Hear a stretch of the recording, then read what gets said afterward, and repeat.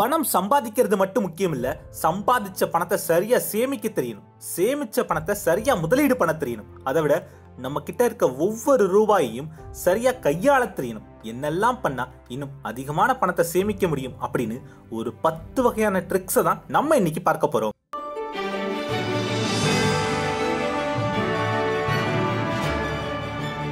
எண்ணுவதெல்லாம் உயர்வு. நான் உங்கள் JR. First point, pay with cash. அதாவது இந்த ஜிபே, ஃபோன்பே, பேடிஎம் போன்ற யூபிஐ ஆப் எல்லாம் வந்த பிறகுதான் நிறைய பேருக்கு பணத்தினுடைய மதிப்பே தெரிவதில்லை. யூபிஐ மூலமாவே எக்கச்சக்கமா ஒவ்வொரு மாசமும் செலவழிக்கிறாங்க. டக்கு டக்கு டக்குன்னு பணத்தை செலவழிச்சுக்கிட்டே இருக்காங்க. உதாரணத்துக்கு இப்ப நீங்க யூபிஐ மூலமா மட்டுமே ஒவ்வொரு மாசமும் ஒரு 15,000 ரூபாய் செலவழிக்கிறீங்க அப்படின்னு வச்சுக்கோங்க. அப்ப அடுத்த மாசம் நீங்க இந்த 15,000 ரூபாயை மொத்தமா பணமா உங்க பர்ஸ்ல எடுத்து வச்சுக்கோங்க. அப்ப நீங்க எவ்வளவு செலவழிக்கிறீங்க அப்படின்னு பாருங்க. பர்ஸில் காசாக இருக்கும்போது ஒரு 500 ரூபாய் நோட்டை மாற்றும் போது ஒவ்வொரு ரூபாயையும் பார்த்து செலவு பண்ணுவீங்க. அதிகமாக செலவு பண்ண மாட்டீங்க.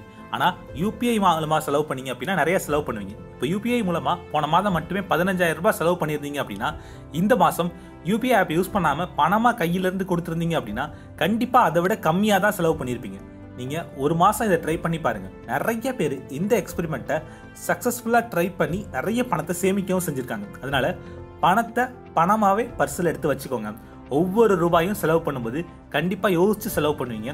இதன் மூலம் நீங்க ஒவ்வொரு மாசமும் கொஞ்சம் பணத்தை சேமிக்கவும் முடியும். ரெண்டாவது பாயிண்ட், பை இன் பல்க். அதாவது ஒவ்வொரு மாசமும் நீங்க அந்த பொருளை கண்டிப்பா வாங்க தான் போறீங்க அப்படின்னா அந்த பொருளை மொத்தமா வாங்கினா உங்களுக்கு இன்னும் கம்மியான ரேட்ல கிடைக்குமா அப்படின்னு யோசிங்க. உதாரணத்துக்கு இப்போ நான் ஏர்டெல் சிம் யூஸ் பண்ணுறேன். டெய்லி 2 GB வரைக்கும் யூஸ் பண்ணுவேன். அப்போது இன்னைக்கு ரேட்டுக்கு நான் மாதத்துக்கு 379 ரூபாய்க்கு ரீசார்ஜ் பண்ணும். ஒவ்வொரு மாதமும் 379 ரூபாய் ரீசார்ஜ் பண்ணும். அதுவே நான் மொத்தமாக ஒரு வருஷத்துக்கு ரீசார்ஜ் பண்ணேன் அப்படின்னா வெறும் 3,599 ரூபாய் மட்டும்தான். இதுவே ஒவ்வொரு மாசமா ரீசார்ஜ் பண்ணேன்னா 379 × 12னா 4,548 ரூபாய் வருதுங்க. அப்போ 4,548 ரூபாயிலிருந்து இந்த 3,599 ரூபாய் கழிச்சா 949 ரூபாய். அப்போ வருஷத்துக்கு கிட்டத்தட்ட 950 ரூபாய் என்னால் சேமிக்க முடியுது. இப்போ உங்க வீட்டில் கண்டிப்பா மினிமம் 3 ஃபோனாவது இருக்கும். அப்போ ஒரு சிம் கார்டுக்கு 950 ரூபாய் லாபம்னா இதே மாதிரி 3 சிம் கார்டுக்கு கிட்டத்தட்ட 2,850 ரூபாய் வரைக்கும் லாபம் பார்க்கலாம். இது போக நான் வைஃபை பில் கட்டுறேன். மாசம் கட்டினேன் அப்படின்னா கிட்டத்தட்ட மாசத்துக்கு 1000 ரூபாய் பில் வரும். அதுவே ஒரு வருஷத்துக்கு மொத்தமாக கட்டிட்டேன் அப்படின்னா வெறும் 9,000 ரூபாய் கட்டினா போதும். கிட்டத்தட்ட 3,000 ரூபாய் வரைக்கும் என்னால் அதில் சேமிக்க முடியும். அதே மாதிரி என்னுடைய நண்பர் ஒருவர் அவரோட குழந்தைக்கு ஸ்கூல் ஃபீஸ் கட்டுறாரு. அந்த குழந்தை எல்கேஜி தான் படிக்குது. 75,000 ரூபாய் ஸ்கூல் ஃபீஸு 3 டேமாக கட்டணும். ஆனால் அதே மொத்தமாக கட்டினாங்க அப்படின்னா வெறும் 67,000 ரூபாய் கட்டினாலே போதும். 8,000 ரூபாய் லாபம். இந்த மாதிரி எல்லா பொருட்களையுமே உங்களால் மொத்தமாக வாங்க முடியாவிட்டாலும் கண்டிப்பாக இதை நம்ம தான் பண்ணியாகணும் அப்படின்ற பட்சத்தில் அந்த சில முக்கியமான பொருட்களை மொத்தமாக வாங்கும்போது இந்த மாதிரி நல்ல லாபத்தை நம்ம சம்பாதிக்கலாம். Mobile recharge, internet bill, school fees, provisions, இப்படி அன்றாட நம்ம பயன்படுத்தக்கூடிய ஒவ்வொரு பொருளையும் மொத்தமாக வாங்கும்போது நம்மளால் நிறைய பணத்தை சேமிக்க முடியும். உதாரணத்துக்கு இந்த மாதிரி 2024ஆம் ஆண்டில் இதுவரைக்கும் நான் சில பொருட்களை மொத்தமாக வாங்கியதன் மூலமாக மட்டுமே 70,000 ரூபாய் வரைக்கும் சேவ் பண்ணியிருக்கேன். நீங்களும் எப்படியெல்லாம் மொத்தமாக ப்ராடக்ட்ஸை வாங்கலாம்னு யோசிங்க. 3வது பாயிண்ட், அவாய்ட் பிராண்ட்ஸ். அதே மாதிரி கண்டிப்பாக நம்ம குவாலிட்டியான பொருட்களை தான் கண்டிப்பாக வாங்கணும். ஆனால் வெறும் பிராண்டுக்காக மட்டுமே எந்த பொருளையும் வாங்கக்கூடாது. இப்போது ஐஃபோனில் நிறைய ஃபியூச்சர்ஸ் இருக்கலாம். ஆனால் அந்த ஃபியூச்சர்ஸ் எல்லாம் உண்மைக்குமே நமக்கு தேவையா? அதுக்காக தான் நம்ம ஐஃபோன் வாங்குறோமா? இல்லை சும்மா ஒரு பகுமானத்துக்காக நானும் ஐஃபோன் பிராண்ட் வச்சிருக்கேன் அப்படின்னு காட்டிக்கிறதுக்காக ஐஃபோன் வாங்குறோமா அப்படின்னு யோசிங்க. ஐஃபோனை விட நல்ல குவாலிட்டியான ஃபோனை அதை விட கம்மியான ரேட்லேயே வாங்க முடியும். அதே மாதிரி தான் நீங்கள் ட்ரெஸ் எடுக்கும்போது கூட நல்ல குவாலிட்டியான ட்ரெஸ் எடுக்கணும். ஆனால் பிராண்டட் டிஷர்ட், பிராண்டட் ஜீன்ஸ் தான் எடுக்கணும் அப்படின்னு அந்த பிராண்டுக்கு காசு கொடுக்காதீங்க. கிட்டத்தட்ட அதே குவாலிட்டியான பொருட்களை நீங்கள் அதை விட கம்மியான விலையில் கிட்டத்தட்ட பாதி விலையிலேயே வாங்க முடியும். அதை மனசில் வச்சுக்கோ. 4வது point, use coupon and offers. நிறைய பேர் இந்த கூப்பன் எல்லாம் சும்மா, இதெல்லாம் ஏமாத்து வேலை, இதெல்லாம் ஒர்க் அவுட் ஆகாது அப்படி நினச்சிட்டு இருக்காங்க. ஆனால் உண்மைக்குமே நிறைய நல்ல கூப்பன்ஸும் ஆஃபர்ஸும் இருக்குது. நீங்கள் அதை சரியாக பயன்படுத்திக்கணும். இப்போது ரெகுலராக நீங்கள் ஸ்விக்கியில் ஆர்டர் போட்டு சாப்பிட்டுட்டு இருக்கீங்க. அப்போது ஸ்விக்கியை அன்இன்ஸ்டால் பண்ணிவிடுங்க. இப்போ ஜொமேட்டோ யூஸ் பண்ணுங்க. இப்போ உங்களுக்கு எக்கச்சக்கமான ஸ்விக்கி ஆஃபர்ஸ் உங்கள் மெயில் ஐடிக்கு தானாக வரும். மறுபடியும் ஸ்விக்கி இன்ஸ்டால் பண்ணும்போது வெல்கம் பேக் அப்படின்னு போட்டு சில ஆஃபர் கோட்லாம் கொடுப்பாங்க. கிட்டத்தட்ட 50% வரைக்கும் கூட ஆஃபர் கொடுப்பாங்க. அதெல்லாம் நீங்கள் யூஸ் பண்ணிக்கலாம். இந்த மாதிரி நிறைய விஷயம் இருக்குது. அதே மாதிரி இன்னும் சிலர் இந்த கூப்பன்ஸ் பயன்படுத்துறதெல்லாம் கேவலம் அப்படின்னு நினைக்கிறாங்க. அவங்களுக்கு ஒரு உதாரணம் சொல்கிறேன். ஒரு முறை பில்கேட்ஸ் அவர்களும் வாரன் பஃபட் அவர்களும் மெக்டொனால்டில் லஞ்ச் சாப்பிட போயிருக்காங்க. அந்த லஞ்சை சாப்பிட்டு முடிச்சுட்டு வாரன் பஃபட் அவர்கள் பணமாக பே பண்ணாமல் தங்கிட்ட இருந்த கூப்பனை கொடுத்துட்டு வந்தார். என்னடா இது, இவ்வளோ பெரிய பணக்காரன், நம்ம போய் கூப்பனை கொடுத்தா கடைக்காரங்க அசிங்கமாக நினைப்பாங்களே அப்படின்லாம் அவர் கவலைப்படல. உன் கடை கூப்பன் தானே, அது என்கிட்ட இருக்கு, நான் கொடுக்குறேன் அப்படின்னு கொடுத்தாரு. இந்த மாதிரி அவங்களே கூப்பன்ஸ் பயன்படுத்தும் போது நம்ம பயன்படுத்தினா என்னங்க தப்பு? அதனால நல்ல கூப்பன்ஸை பயன்படுத்த கற்றுக்கோங்க. அதே போல் ஆன்லைனில் சில பொருட்களை வாங்கும்போது இந்த மாதிரி இந்த பேங்க் கார்டுகளுக்கு இவ்வளவு ஆஃபர் இருக்குது அப்படின்னு அந்த பேங்க்குக்கு நிறைய ஆஃபர் இருக்கும். அப்போ எந்த கார்டுக்கு நிறைய ஆஃபர் இருக்குது அப்படின்னு பாருங்கள். கண்டிப்பாக உங்கள் ஆஃபீஸ்லேயோ இல்லை உங்கள் சர்க்கிளில், உங்கள் ஃப்ரெண்ட்ஸ் சர்க்கிளில் யாராவது ஒருத்தர் அந்த கார்டை வச்சுருப்பாங்க. அவங்கக்கிட்ட சொல்லி அவங்க கார்டை யூஸ் பண்ணி அந்த கூப்பனை பயன்படுத்துங்க. அவங்கக்கிட்ட பணத்தை கொடுத்துருங்க. நான் இதே போல் நிறைய முறை பண்ணியிருக்கேன். அதே போல் மற்றவங்களுக்கும் உதவி பண்ணியிருக்கேன். இந்த மாதிரி கூப்பன் கார்டு ஆஃபர்ஸ் ஃப்ரெண்ட்ஸோட சேர்ந்து பயன்படுத்தும் போது நம்ம இன்னும் நிறைய பணத்தை சேமிக்கலாம். உதாரணத்துக்கு ரிலையன்ஸ் ட்ரெண்ட்ஸில் நான் ஒரு முறை ட்ரெஸ் எடுத்தேன் அப்படின்னா அதற்கு நிகரான கூப்பன் கொடுப்பாங்க. ஆனால் மறுபடியும் 2000 ரூபாய்க்கு ட்ரெஸ் எடுத்தால் தான் அந்த கூப்பன்ஸை பயன்படுத்த முடியும். அப்போ நான் அந்த கூப்பனை வந்து என்னோட நண்பர்கிட்ட கொடுத்துருவேன். அவர் ட்ரெஸ் எடுத்துகிட்டு அந்த கூப்பனை பயன்படுத்திக்குவார். இதே மாதிரி அவர் திரும்ப ட்ரெஸ் எடுத்துகிட்டு வேற ஒரு கூப்பன்ஸ் வாங்கி என்கிட்ட கொடுப்பாரு, அதை நான் பயன்படுத்திக்குவேன். இந்த மாதிரி நல்ல நண்பர்களோட, ஆஃபீஸ் ஃப்ரெண்ட்ஸோட, அக்கம் பக்கத்து வீட்டில் இருக்கவங்களோட சேர்ந்து சில பொருட்களை, சில கூப்பன்களை பயன்படுத்தும் போது, மொத்தமாக வாங்கும்போது நிறைய லாபத்தை நம்ம சேமிக்கும். 5வது point, buy second hand products. அதே மாதிரி செகண்ட் ஹேண்டில் நல்ல ப்ராடக்ட்ஸை கம்மியான விலையில் உங்களால் வாங்க முடியும். முக்கியமாக ஃபர்னிச்சர்ஸ், லேப்டாப்ஸ், காரு, 2 வீலர் இதெல்லாம் வந்து செகண்ட் ஹேண்டில் வாங்கினீங்க அப்படின்னா நல்ல கண்டிஷனில் இருக்க பொருட்களையே உங்களால் கம்மியான விலையில் வாங்க முடியும். நான் ஆரம்ப காலகட்டத்தில் ரீஃபர்பிஷ்டு லேப்டாப்ஸ் தான் வாங்கிட்டு இருந்தேன்.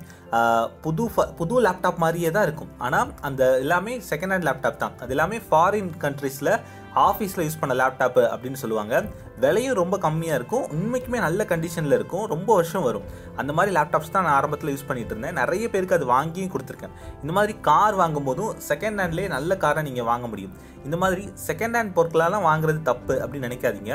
நல்ல பொருள் நல்ல குவாலிட்டியில் செகண்ட் ஹேண்டில் கிடைச்சாலும் தப்பு இல்லை.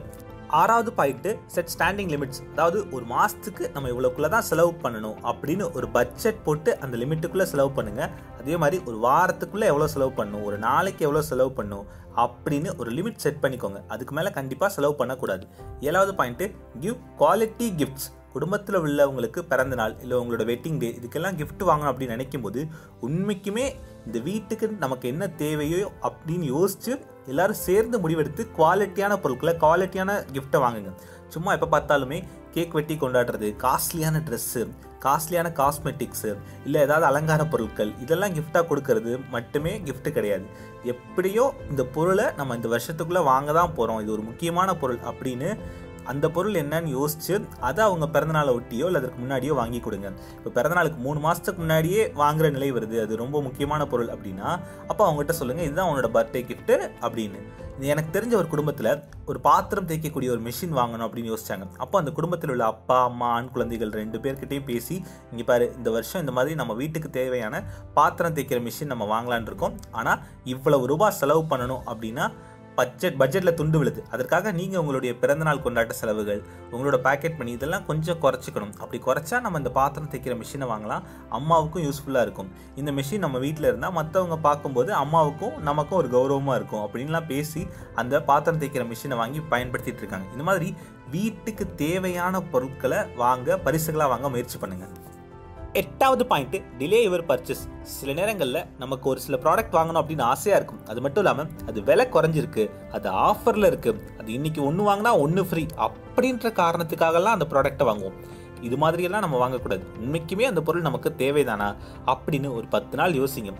நீங்கள் வாங்க வேண்டிய அந்த பொருளை ஒரு 10 நாள் தள்ளி போடுங்க. அதன் பிறகும் உங்களுக்கு அது தேவைன்னு தோணுச்சுன்னா வாங்குங்க.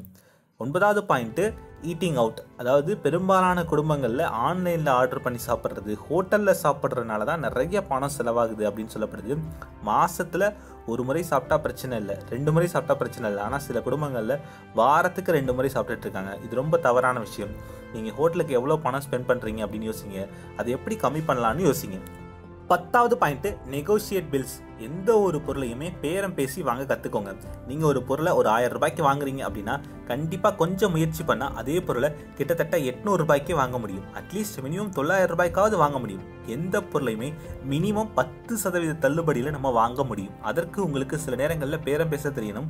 சில நேரங்களில் அந்த பொருளை அட்வான்ஸாக புக் பண்ணதன் மூலமாகவே நம்ம நல்ல லாபத்தில் வாங்க முடியும். உதாரணத்துக்கு இப்போ நீங்கள் தங்க நகைகள் வாங்க போகிறீங்க அப்படின்னா 11 மாதம் நகை திட்டம் அப்படின்லாம் இருக்குது. நிறைய நகை கடைகளில் இருக்குது. 11 மாதத்துக்கு முன்னாடியே அந்த பணத்தை கட்டிட்டீங்க அப்படின்னா 11 மாதம் கழிச்சு எந்த செய்கூலி சேதாரம்னு எதுவுமே இல்லாமல் அந்த நகைகளை வாங்கிக்க முடியும். கிட்டத்தட்ட 10% தள்ளுபடியிலேயே நகைகளை வாங்க முடியும். இந்த மாதிரி நம்ம எந்த பொருள் வாங்கினாலும் சரி அதில் சொல்லப்பட்ட விலையை விட 10% கம்மியாக கண்டிப்பாக வாங்க முடியும். நான் சொல்கிறது மினிமம் 10%, 30%, 40% வாங்குறவங்கலாம் இருக்காங்க. அந்த மாதிரி வாங்குறதுக்கு ஒரு வாய்ப்பு இருக்குமா, எந்த டைமில் வாங்கலாம், எப்போ அந்த வாய்ப்பு கிடைக்கும் அப்படின்னு கண்டுபிடிங்க. இல்லை பேரம் பேசுங்க, அவ்வளவுதாங்க. இப்போ நான் சொன்னது கடுகளவு தான். இதே போல் இன்னும் நிறைய மணி சேவிங் ட்ரிக்ஸ் எல்லாம் இருக்குது. இது எல்லாமே நீங்கள் பயன்படுத்துங்க. இதில் இந்த 10 டிப்ஸில் எதெல்லாம் நீங்கள் பயன்படுத்த போகிறீங்க அப்படின்னு சொல்லுங்கள். இன்னும் சில முக்கியமான ட்ரிக்ஸை நான் அடுத்தடுத்த வீடியோவில் சொல்கிறேன். ட்ரீம் பிக், அச்சீவ் பிக், என்னவதெல்லாம் உயர்வு.